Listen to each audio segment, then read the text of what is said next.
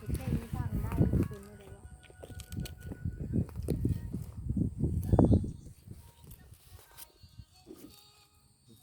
ทางขี่มารถกะค่ะคนก็หิวข้าว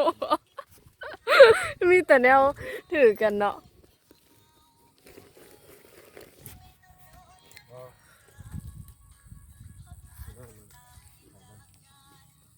มาทางบ้านผู้ได้ให้เราบอก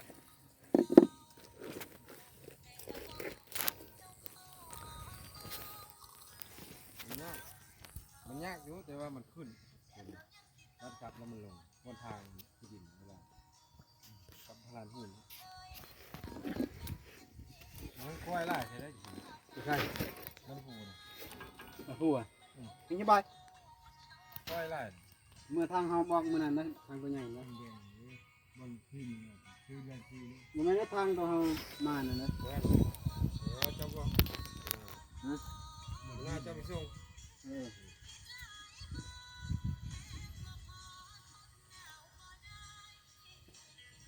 นี่มันมีรถข้างมานี่ทางส่วนเขาเดียวร้านเขาเดียว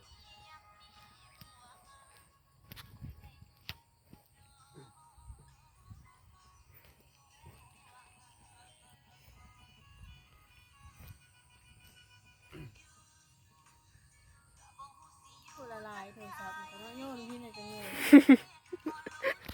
3 หน่วยพอได้นี่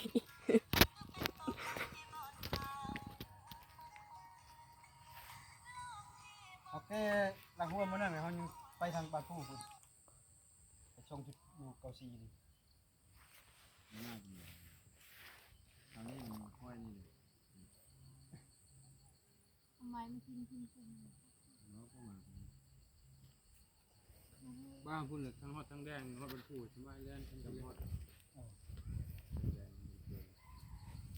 ช่วยให้ได้ค่ะเข้าบ้าน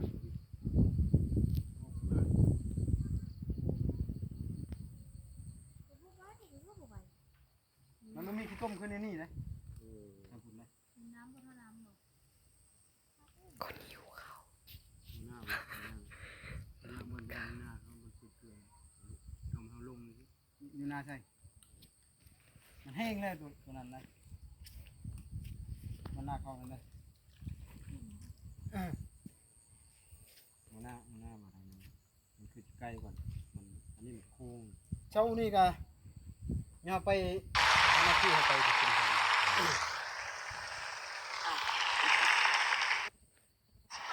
ยังเป็นที่เหลินลองก่อนครับ ลองก่อนเนาะโรงเรียนบ่เคยขาดที่ขันกะโทรไปตัวกูว่าคอยปู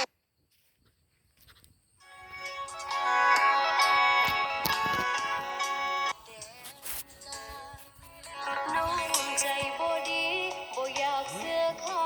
มันเจ็บซ้ำใจอยากถามไอ้บ่หัวใจเหลือห้องสุดท้ายให้น้อง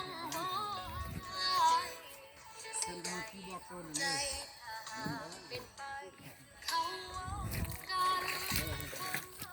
เป็นสิ่งสำคัญอย่าเอามันไปเฮ็ดโลเลหัวใจของน้องบ่แบ่งให้ไผมีอายผู้เดียวบ่มีไผมาคงเดียวเธอคนเดียวน้องบ่เป็นหยังแต่ใจมันอดบ่ได้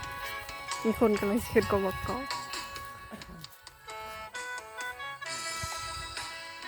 น้ำกัน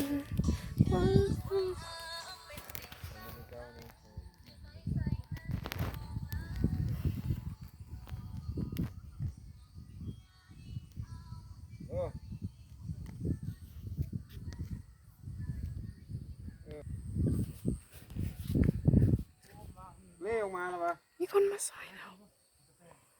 เล่ออกมาพี่แล้ววะ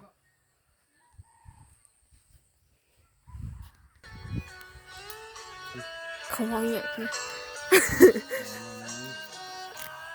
น้ำค่ะ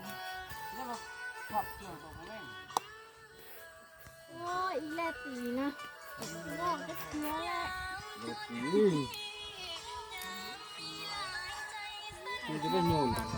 น นางเอกกับพระเอกทะเลาะกันทำอะไร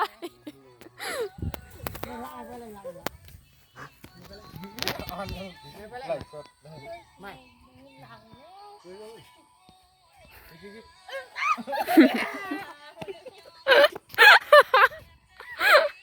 ม่ โซกว่าบ่มีสัญญาณ ไลฟ์สด เบิ่งเขาว่าไลฟ์สดน่ะ ไลฟ์สด ไหลสดได้ยัง ไลฟ์สดได้นี่ อะไรพวกนี้สักพัน ฮะ เล่จ้างกับพ่อเรื่องบ้าน บูเขาน้องนี่ฮอดละปานนี่ฮะ เพื่อคนที่ได้มา